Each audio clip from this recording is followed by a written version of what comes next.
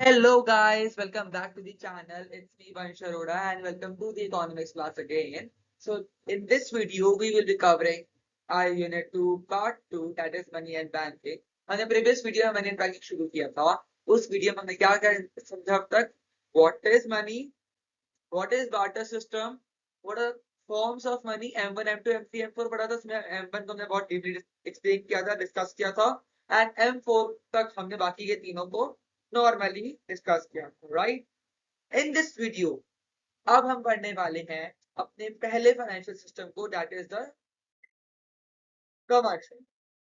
अब हम commercial banks को बड़े डिटेल में बड़े अच्छे तरीके से यहाँ पे डिस्कस करने वाले हैं बिकॉज हमने वहां पे in the first lecture we have just discussed about one terminology that is money supply. तो इकोनॉमी के अंदर मनी का सप्लाई दो लोग तो होता है एक तरीके से मैनेज करते हैं.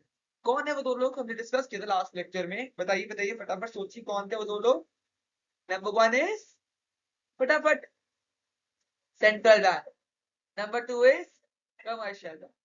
So these two are the financial institutions who is responsible for the money supply in the economy, right? So अब हम आज इसको शुरू करने वाले कमर्शियल बैंक को. तो कमर्शियल बैंक कौन कौन से बैंक आते हैं? ये सारे आते हैं जो आपके सामने दिख रहा है आपको. ये नॉर्मल बैंक है, मतलब जिसके साथ पब्लिक डील करती है, जिसमें हम आम जनता डील करती है. These are the banks are known as commercial banks. ठीक है. एक्सिस बैंक हो गया, बैंक ऑफ इंडिया हो गया, कोटक महिंद्रा बैंक हो गया, बैंक ऑफ बड़ौदा हो गया, येस बैंक हो गया, एसबीआई हो गया, एचडीएफसी हो गया, इंडलसेंट बैंक हो गया. ठीक है. जौन से भी इधर के और बैंक हैं, Punjab national bank, Canara bank, सब कुछ every bank. If I left any bank इधर जिसका लोगो मैंने ना लगाया हो, ठीक है, वो भी सारे बैंक जिसके साथ पब्लिक डील करती है is known as commercial bank. तो क्या है ये commercial bank? Commercial banks are the financial institution who accepts deposits from the general public. आम जनता के साथ जो डिपॉजिट्स एक्सेप्ट करती है इस commercial bank. It extends the loan for investment with the aim of earning more profits. देखो देखो bank है, बैंक भी बहुत चालू चला तरीके से देखा जाए. कैसे? वो हम आम जनता से पैसा लेता है, उन्हीं उसी पैसे को वो किसी को लोन में दे देता है. एक बात बताओ, if I be going to a bank and saying I need a loan of rupees 10 lakh, if I be saying, ठीक है, इफ इन केस मैं बोल रहा हूँ 10 लाख का लोन चाहिए, कहां से आया बैंक के बाद 10 लाख का लोन? बैंक के बाद 10 लाख कहां से आएंगे? बैंक हमारे ही अकाउंटों में से 10 लाख का लोन हमें देगा. हमारा अकाउंट बताइए ना कि मेरी ही अकाउंट से 10 लाख का लोन दे रहा है, तो मैं लोन क्यों मांग रहा होता कि मेरे अकाउंट में तो, राइट? मैंने मांगे तो किसी और के अकाउंट से देगा, किसी और ने मांगे तो और किसी और के अकाउंट से देगा, या इवन किसी और को मेरे अकाउंट से भी देगा, राइट? ऐसे देगा. ठीक है. इस तरीके से वो सर्कल घूमता है.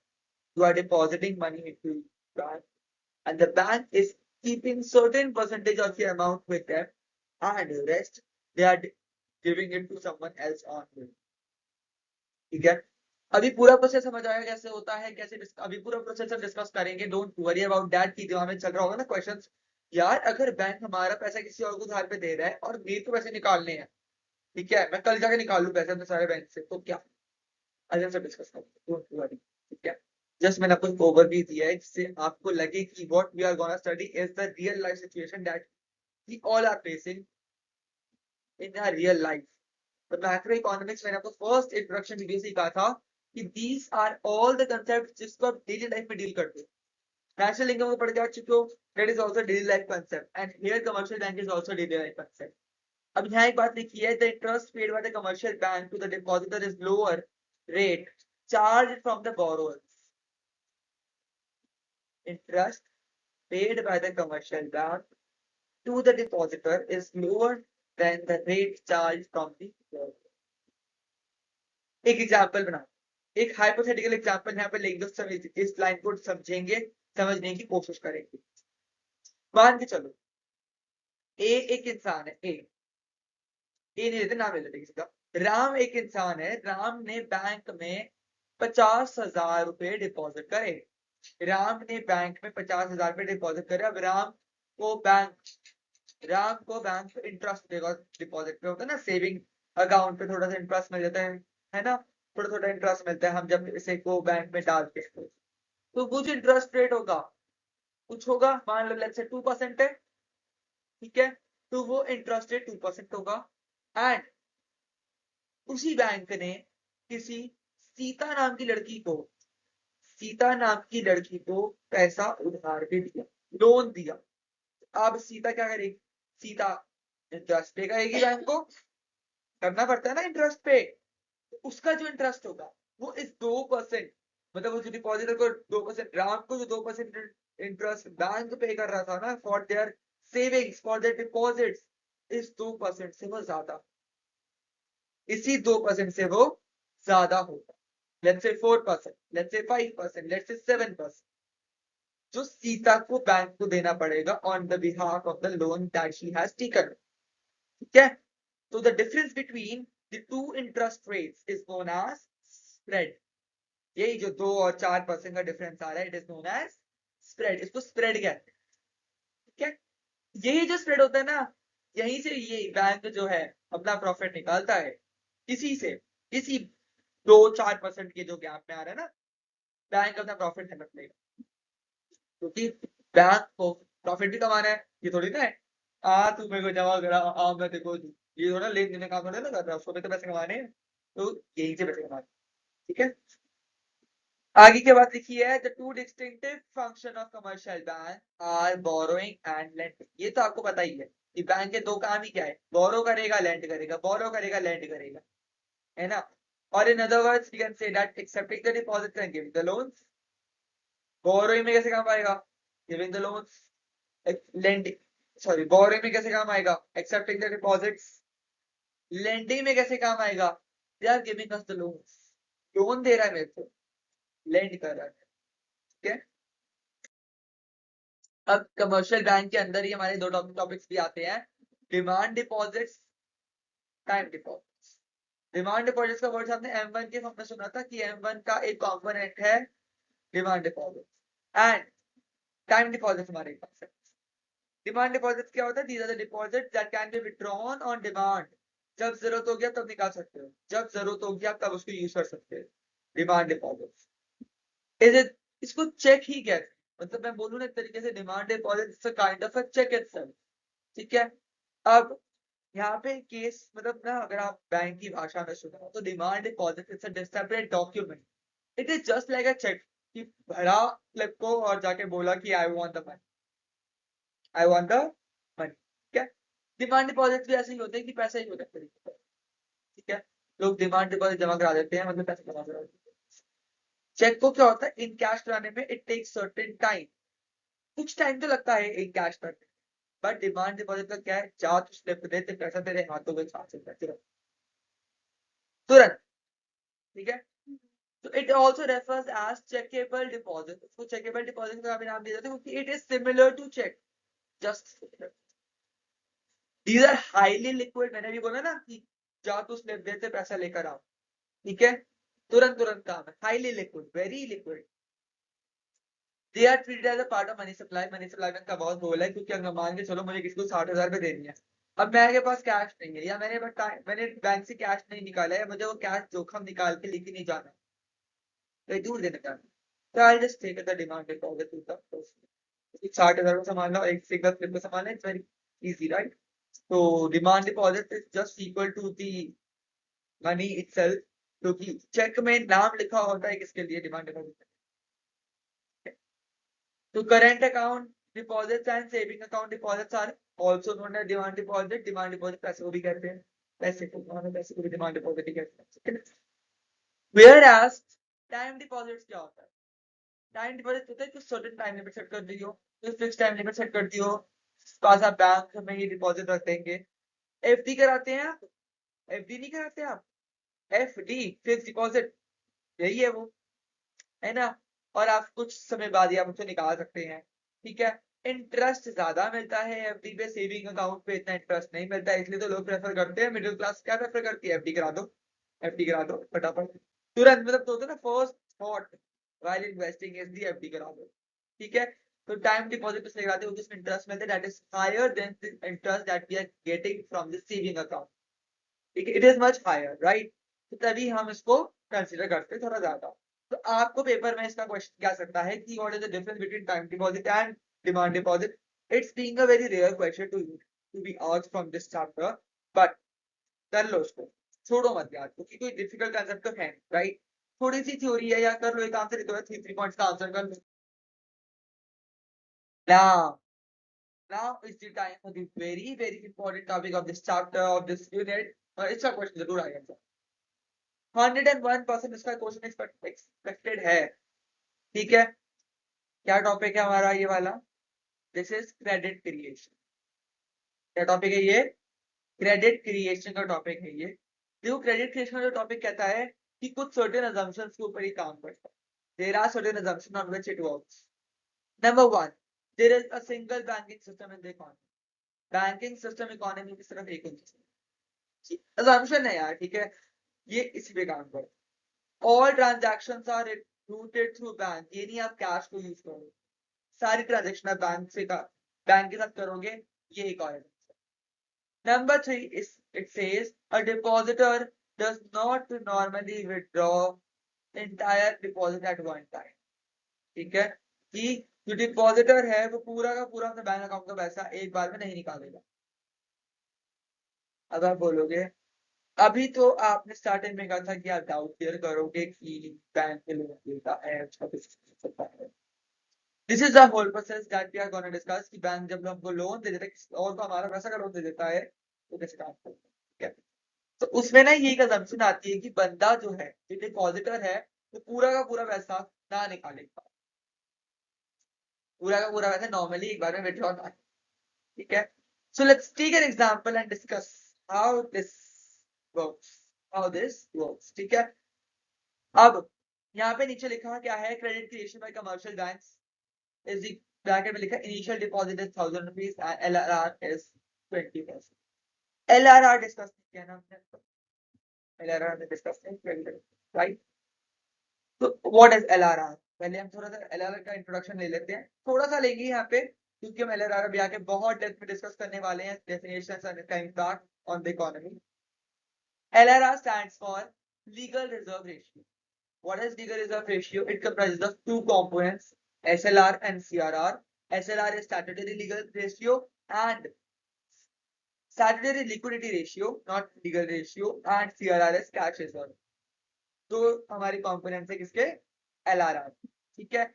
तो LRR ये होता क्या है, ये मान के चलो कि ये that ratio कहता है, that reserve ratio ये होता है जो बैंक को अपने पास मेंटेन कर। दो कंपोनेंट मैंने भी डिस्कस करे, सीआरआर और एसएलआर।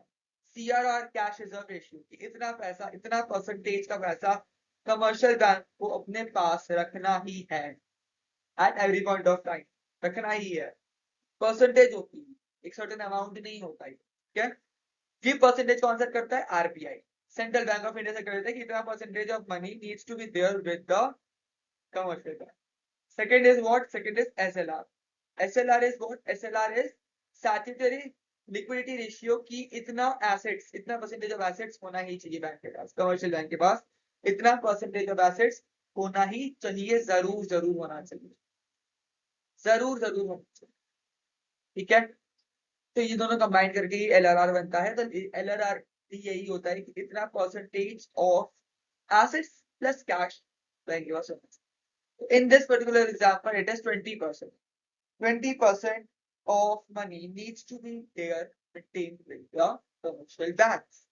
और इनिशियल डिपॉजिट क्या होता है? इनिशियल डिपॉजिट होता है कि मैं डिपॉजिटर हूँ, मैं एक इंसान हूँ, मैंने जाके बैंक में अपने अकाउंट में 1000 रुपए डिपॉजिट करते, that is initial deposit, first time, very first time, ठीक है। तो here that below table is a cycle how it works, ठीक है। Let's discuss. 1000 रुपीज आपने पहले ही डिपॉजिट कर दिए जाके। अब मैंने आपको बोला कि आपको 20% अपने पास रखना है। What is 1000 का 20%? 1000 का 20% is 200। तो 200 तो मैंने रिजर्व करके रख लिया अपने पास, बचा कितना? 800 रुपए। 800 रुपए आई बी गिविंग एज लोन। 800 रुपए मेरे पास फ्री का पैसा पड़ा है कि मैं उसको लोन पे दे सकता किसी और को, ठीक है। तो रिजर्व कराते रिजर्व फिर आते ही इसलिए, अरे वो रिजर्व को डिटेल में पढ़ेंगे, बट अभी आप समझ के चलो कि reserve is the money that the commercial bank has to keep it with them, ठीक है, at every point of time. इतना परसेंटेज का वैसे तो होना ही चाहिए, इतना परसेंटेज का वैसे तो होना ही चाहिए। तो 20% रख दिया जब 1000 रुपए का, तो हमारे पास बचे 800। 800 रुपए इज विद 10, तो मेरे लिए अभी थोड़ा फ्री है, ठीक है, हमने वो लोन पे दे दिया। तो जब आपने फिर आपने किसी को लोन पे दिया, किसी XYZ पर्सन को लोन पे दिया, ठीक है, वो पैसा भी तो बैंक में आया। अब बोला कह दे रहे थे बोले सिंगल बैंकिंग सिस्टम, assumption थी ना, एक ही बैंकिंग सिस्टम है, एक बैंकिंग सिस्टम है, तो उस बंदे ने भी जमा तो आप ही के बैंक में कराया होगा आके, सिंगल बैंकिंग सिस्टम, राइट। तो 800 रुपए आ गया आपके पास। देखो अब ये 1000 की कहानी खत्म हो गई, ये 1000 की कहानी यहाँ खत्म हो गई, क्यों? 1000 का 800 200 में डाइवर्जन हो चुका है, 200 रुपए रिजर्व में पड़े, 800 रुपए लोन में दे चुके हैं। ये 800 रुपए comes back to our bank, 20% we have to maintain as a reserve, so 800 का 20% is 160, 160 we have maintained it as a reserve, and rest money that has been left is free with us. We can still give this money to someone on loan, तो 640 रुपए that is left we can give it to someone else on loan। 640 रुपए दे देंगे loan पे किसी को, 40 रुपए गए loan पे, ठीक है। अब किसी को भी दो यार, बैंकिंग सिस्टम तो एक ही है ना, आएगा तो बैंक में, इसी बैंक में आ गया। इसका 20% again we have to keep it as reserve, इसका 20% आपने रिजर्व के लिए फिर से रख लिया, तो you are having as reserve is 128 with you now. बचा कितना? बचा इज 512, बचा is 512, 512 again you can give it to loan to someone, 512 आप अगेन किसी को दोगे, 5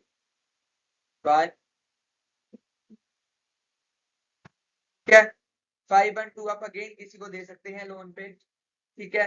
एंड जब आप 512 किसी को लोन पे दे देंगे, अगेन 20% आप रिजर्व रखेंगे और रेस्ट ऑफ द मनी आप अगेन किसी को लोन पे दे देंगे, तो ये साइकिल चलती रहेगी चलती रहेगी चलती रहेगी, अनलेस अंटिल, कब तक चलेगी साइकिल, कब तक चलेगी? जब तक रिजर्व का टोटल कितना ना आ जाए, 1000 ना आ जाए, जब तक रिजर्व का total will be equal to 1000 will be equal to the initial deposit वाला अमाउंट, जब तक इक्वल ना आ जाए तब तक हम ये साइकिल चला के रखेंगे, तब तक हम ये साइकिल चला के रखेंगे, ठीक है, क्लियर। और आपको यहाँ पे एक चीज बताता हूँ, 1000 रुपीज यहाँ आएगा, तो जितना यहाँ पे आएगा उसका 5 गुना यहाँ पे, इसका 5% आपका यहाँ पे आएगा, दैट इज 5000, ठीक है, इसका 5000 यहाँ पे आ जाएगा, क्योंकि यही एक रिलेशन कहता है, यही एक रिलेशन कहता है। और ऐसे ही बैंक भी पैसे कमाता है, ऐसे ही बैंक पैसे कमाता है और क्रेडिट क्रिएशन करता है, लोन देने की प्रक्रिया चलाता है। This cycle being very important for you to understand, being very important for you to solve, क्योंकि ये आपको एग्जाम में पक्का पक्का आएगी, शॉर्ट आएगी, आपको केस दिया जाएगा जिसमें बोला जाएगा initial deposit by any individual is this amount, is this particular amount, and the legal reserve rate that you have to maintain is this percentage. You have to find the credit creation, you have to find the credit creation process of that particular commercial bank. तो आपको यही पूरा ऐसे table बना के 3 column बना के फिर साइकिल चलानी पड़ेगी। अब लैंग्वेज, ये तो टैबुलर फॉर्म हो गया, मान लो इसकी इंटरप्रिटेशन देनी हो तो हियर कम्स द इंटरप्रिटेशन यहाँ पे आ जाएगी।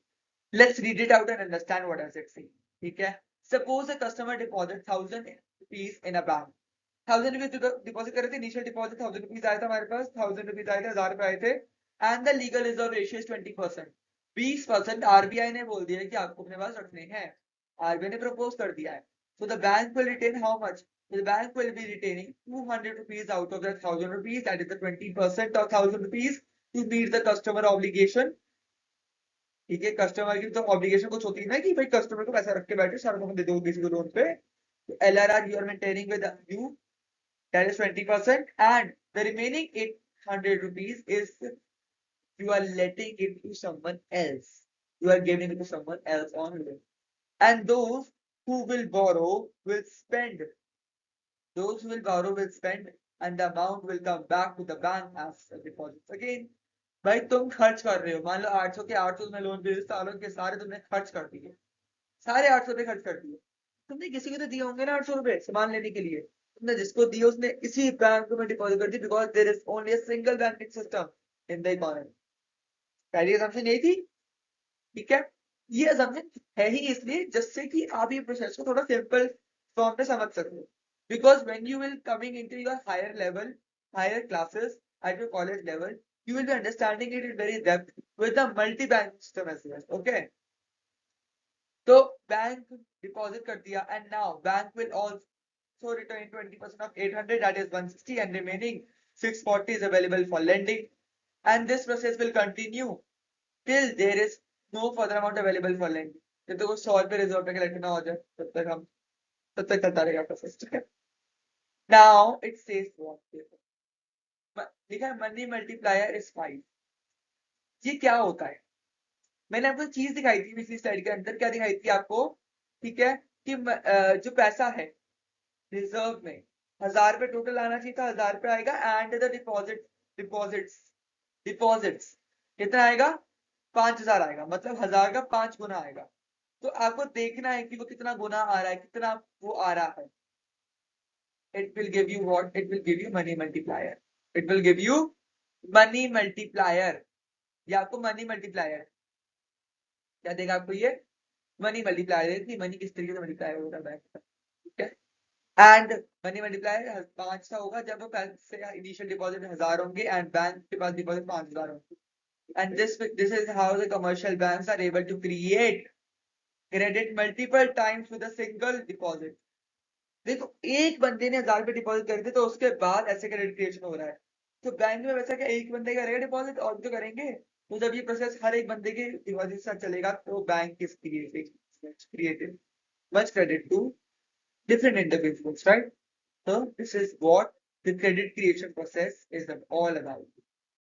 ठीक है, ये टेबल मैंने यहाँ पे दोबारा यहाँ पे आपको इलस्ट्रेट कर दी है, ठीक है। ये पूरा का पूरा यहाँ पे होगा डन, ठीक है, क्योंकि राउंड पे आपको लिखने पड़ेंगे, पेपर में आपको राउंड बताने पड़ेंगे कितने राउंड, कितने राउंड में 5000 कंप्लीट हुआ, ठीक है, आपको बताना पड़ेगा ये। So I hope till of now everything is clear to you. If it is not, drop your doubts in the comment section. And if you have any query regarding anything, okay, in the macroeconomics, till of now, till of unit 2, because till here we have completed our more than half of the unit 2 as well, okay. तो यहाँ तक हमारा 1.5 खत्म हो चुका है, like 1 national income and 0.5 का ये वाला भी खत्म हो चुका है। So till of now, if you are having any doubt, drop down in the comment section. We will try to answer every doubt. Okay, and do like, share and subscribe. अपने लोगों के साथ share करो, ठीक है, friends circle को बताओ, सिखाओ उनको भी accreditation process, ठीक है। And after understanding this, open your reference books, उसमें से न्यूमेरिकल क्वेश्चन उठाओ and try to solve it फटाफट से। LRR वहाँ पे given होगा आपको, initial deposits का amount वहाँ पे given होगा। Try to form this table, try to form this process, try to form this cycle there, and निकालो कितने बार मनी मल्टीप्लाई आया, ठीक है, मनी मल्टीप्लाई कैसे हो रहा है, ठीक है। सो टिल ऑफ नाउ हमने यहाँ तक क्रेडिट क्रिएशन प्रोसेस कंप्लीट कर लिया, कमर्शियल बैंक खत्म कर लिया है। अब हम नेक्स्ट लेक्चर में अपने सेंट्रल बैंक को स्टडी करने वाले, that is the RBI, RBI study करेंगे। That lecture gonna be a little longer lecture as compared to this one, as compared to the previous one, because RBI is very detailed in your syllabus. It is given in very detail. तो आपको बहुत सारे नए concept समझने हैं, बहुत सारी नई चीजें यहाँ पे समझनी है। तो यहाँ तक का क्वेश्चन कंप्लीट कर लो फटाफट से, एंड तब जाके आप नेक्स्ट लेक्चर में जाना। अगर यहाँ तक कोई भी डाउट है, please don't go there in RBI, क्योंकि वो एक अलग सेक्टर, एक अलग चीज है टू अंडरस्टैंड, ठीक है। तो ये चीजें वहां पे नहीं होगी, सिर्फ एक एलआरआर है जो वहां पे आएगा, यहाँ पे डिस्कस नहीं, सिर्फ न्यूमेरिकल पॉइंट ऑफ व्यू से थोड़ा सा ओवरव्यू, ठीक है। So till then stay safe, stay healthy, take care of yourself, ठीक है। पढ़ाई करते जाओ, नोट्स बनाते जाओ, कोई क्वेरी आए डालो कमेंट सेक्शन में, वेबसाइट को रेफर करो नोट्स के लिए, पीपीटी के नोट्स को रेफर करो, पीपीटी से नोट्स बनाओ बैठ के, बुक पढ़ो अपनी एनसीईआरटी की, ठीक है। And best of luck for your exams, ठीक है। कोड देना मैक्रो इकोनॉमिक्स को, ठीक है। तो till then bye bye tata, we will meet you in the next video.